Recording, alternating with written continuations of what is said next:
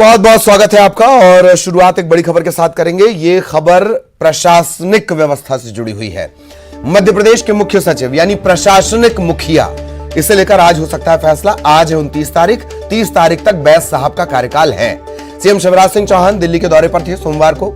CM के दिल्ली दौरे के बाद सीएस चीफ सेक्रेटरी पर फैसले के कयास लगाए जा रहे हैं। एक्सटेंशन नहीं मिला तो 30 नवंबर को इकबाल सिंह बैस रिटायर हो जाएंगे। आज लिहाजा फैसला लेना जरूरी है। उनका कार्यकाल 30 नवंबर कल तक है। अब किसी को या तो उत्तराधिकारी या विशेष कर्तव्यस्थ अधिकारी नियुक्त किया नहीं गया है। बैस को एक्सटेंशन न मिलने पर सीएस के लिए कई नाम चर्चा में हैं। केंद्रीय प्रतिनियुक्ति पर पदस्थ है अनुराग जैन, उन्हें मौका दिया जा सकता है, पर सुनने में आ रहा है कि वो आना नहीं चाह रहे हैं। वो पीएमओ में है। सबसे बड़ी बात, केंद्रीय प्रतिनियुक्ति पर पदस्थ अजय तिर्की, इनका भी नाम है। इसके अलावा ACS health Mohammed Suleman, ACS 1 GN Kansotia, इनका भी नाम है।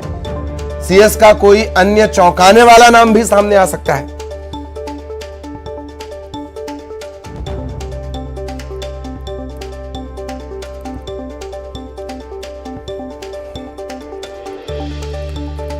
तो प्रशासनिक मुखिया कौन होगा, इसे लेकर स्थिति अभी भी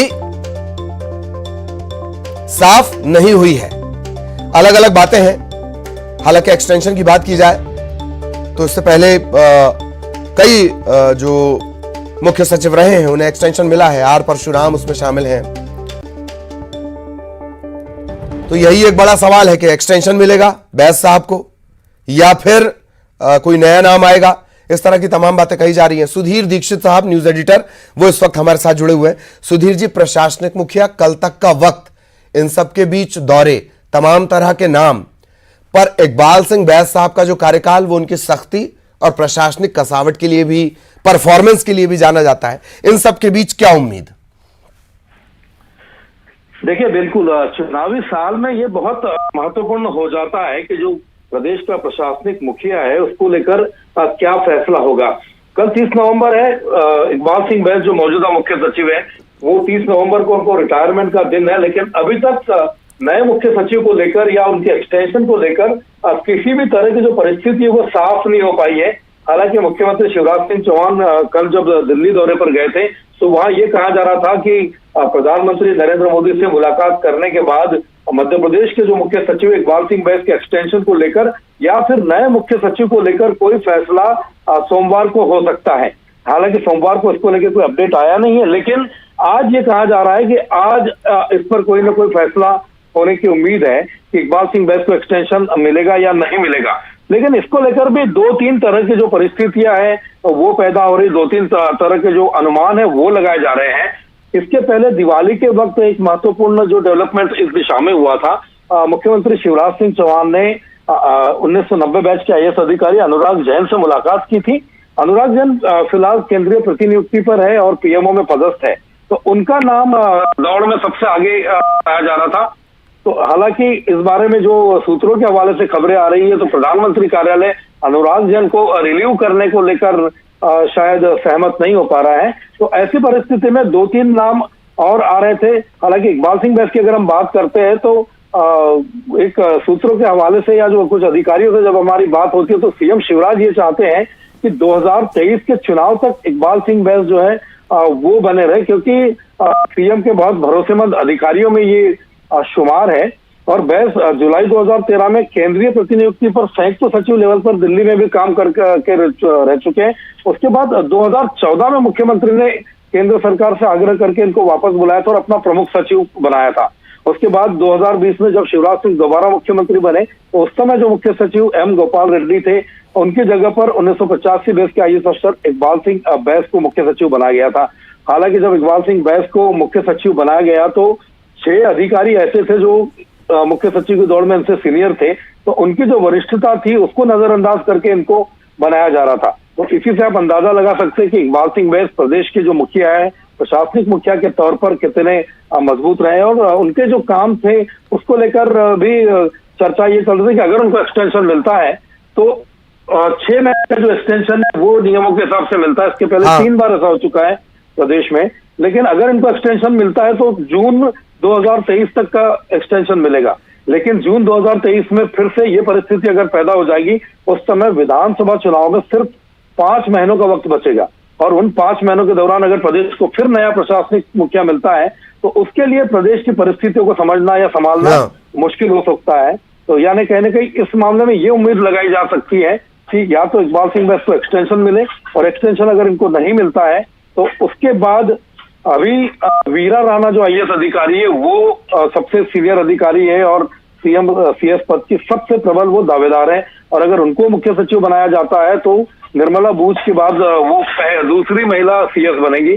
इसके पहले निर्मला बूच जो थी उनको सुंदरलाल पटवा ने CS बनवाया था, उसके बाद से अभी यहाँ पर कोई महिला CS प्रदेश को नहीं मिली है, तो ये नाम भी दौड़ में चल रहा है।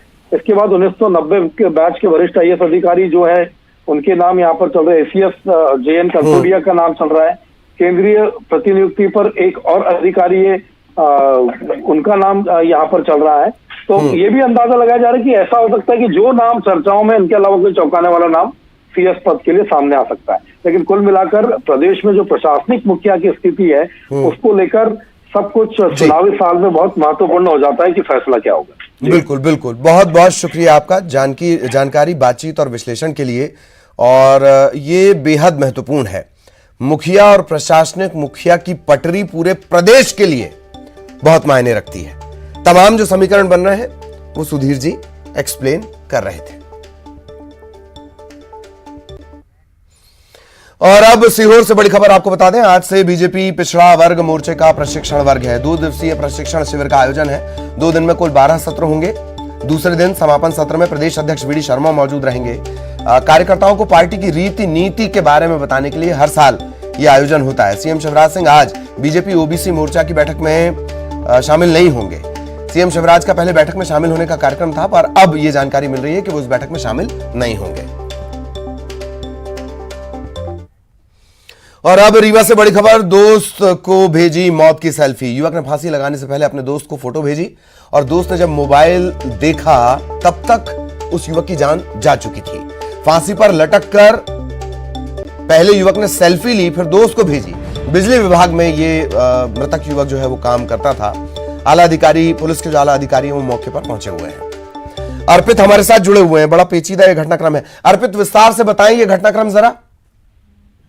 जी बिल्कुल ललित, आपको बता दें ये समान थाना क्षेत्र अंतर्गत एक किराए के मकान पे रह रहा था युवक, और इसने आज देर रात जो है तो मौत को गले लगा लिया है। अपनी मौत को गले लगाने से पहले उसने एक सेल्फी खींची थी जो दोस्त को भेजी थी, और दोस्त ने जब उस सेल्फी को देखा तब तक देर हो चुकी थी और युवक ने अपनी जान गंवा दी थी।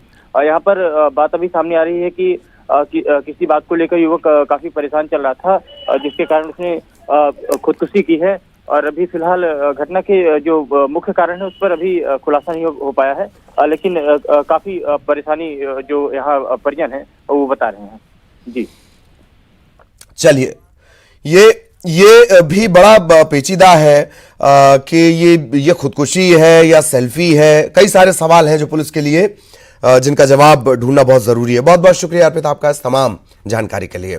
आप हमारे साथ बने रहे, आगे भी हम चर्चा आपसे करेंगे। और महत्वपूर्ण खबर एक और रीवा से इस वक्त मिल रही है, उसको लेकर आगे हम चर्चा करेंगे। आप बने रहिएगा अर्पित।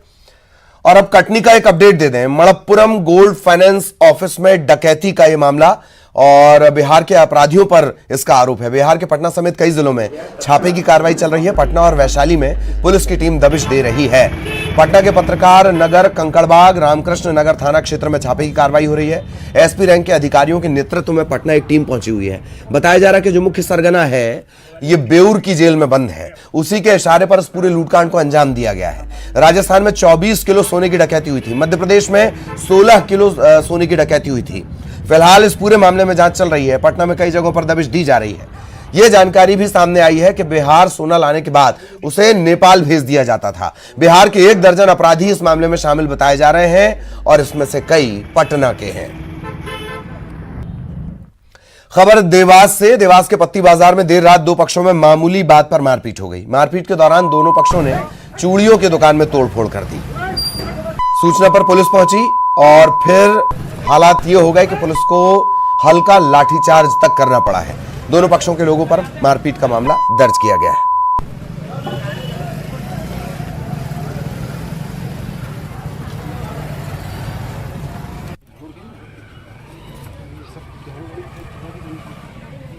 तो देवास का ये पूरा मामला, देवास के पत्ती बाजार की ये घटना है। ये तस्वीरें आप मारपीट और तोड़फोड़ के बाद किस तरह की स्थितियां चूड़ी बाजार में तोड़फोड़ हुई, और आलम ये हो गया, इसी से अंदाजा लगा लीजिए कि पुलिस को फिर लाठियां भांजनी पड़ी उपद्रवियों उत्पातियों को भगाने के लिए।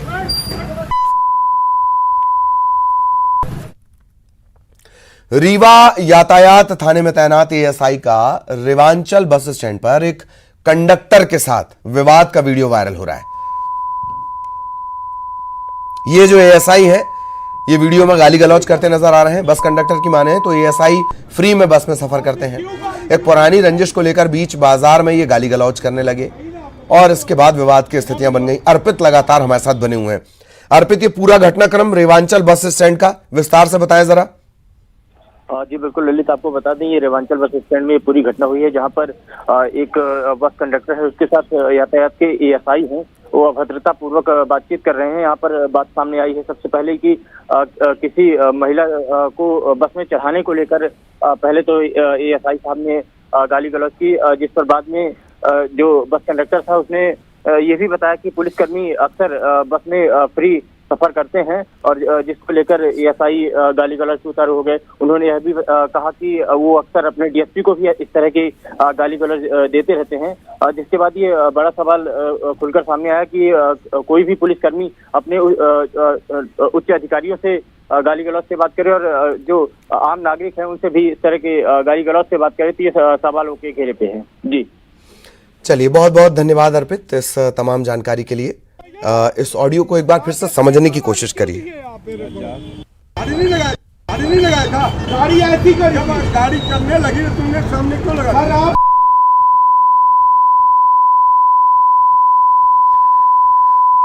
तो दरअसल ये लंबी बीप इस बात का संकेत है कि पुलिस की मर्यादा होती हो ना होती हो, न्यूज़ 18 की अपनी मर्यादा है, और इसी से इस लंबी बीप से आप अंदाजा लगा सकते हैं कि किस तरह से वरद हस्त तरीके से पुलिस वाले गाली देते हैं, लगातार निरंतर बिना रुके हुए।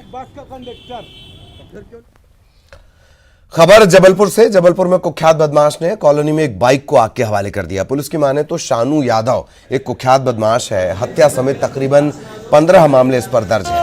उसने बाथरूम में फर्श बनाने को लेकर पहले राजमिस्त्री के साथ चाकू दिखाकर मारपीट की, बाद में दहशत फैलाने के लिए पेट्रोल डालकर बाइक में आग लगा दी।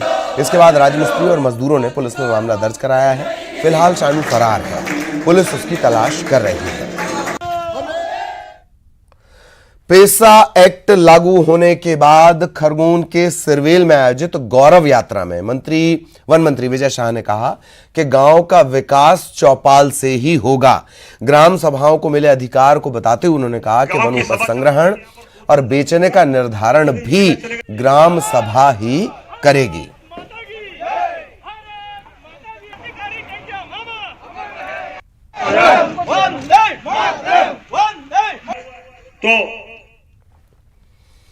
खंडवा में इंदिरा सागर बांध के बैकवाटर में स्थित हनुवंतिया टापू पर 7वां जल महोत्सव शुरू होने जा रहा है। इसका शुभारंभ पर्यटन मंत्री उषा ठाकुर करेंगी। जल महोत्सव को लेकर तैयारियां पूरी कर ली गई हैं। हनुवंतिया का जल महोत्सव 2 महीने तक चलता है। इस टापू को, हनुवंतिया टापू को प्रदेश का मिनी गोवा भी कहा जाता है। इस बार स्कूबा डाइविंग, बोरियामल द्वीप night safari, parasailing, speed boat, jet ski, hot air balloon, इसके साथ ही हनुवंतिया टापू में टेंट सिटी का भी संचालन किया जा रहा है।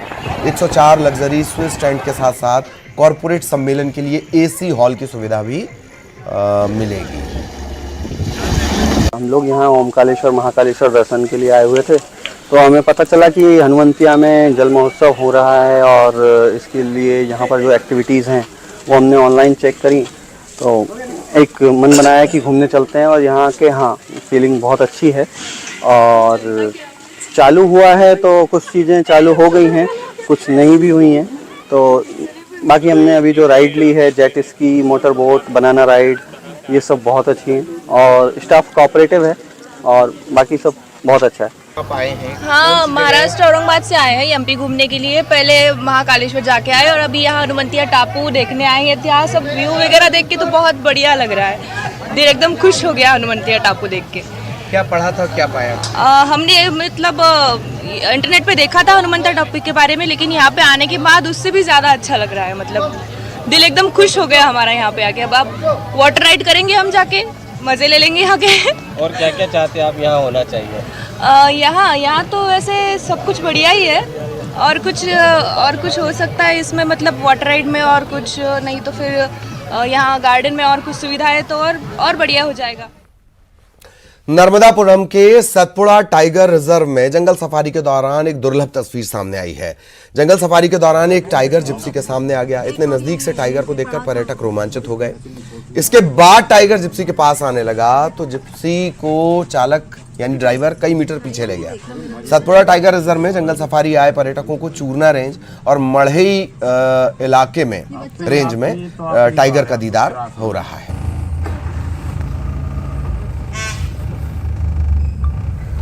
और इससे अच्छा और क्या? ये तस्वीर आप देख रहे हैं, और जंगल में जिसकी हुकूमत चलती है वो कई बार अपनी ताकत का इसी तरह से दम दिखाता है।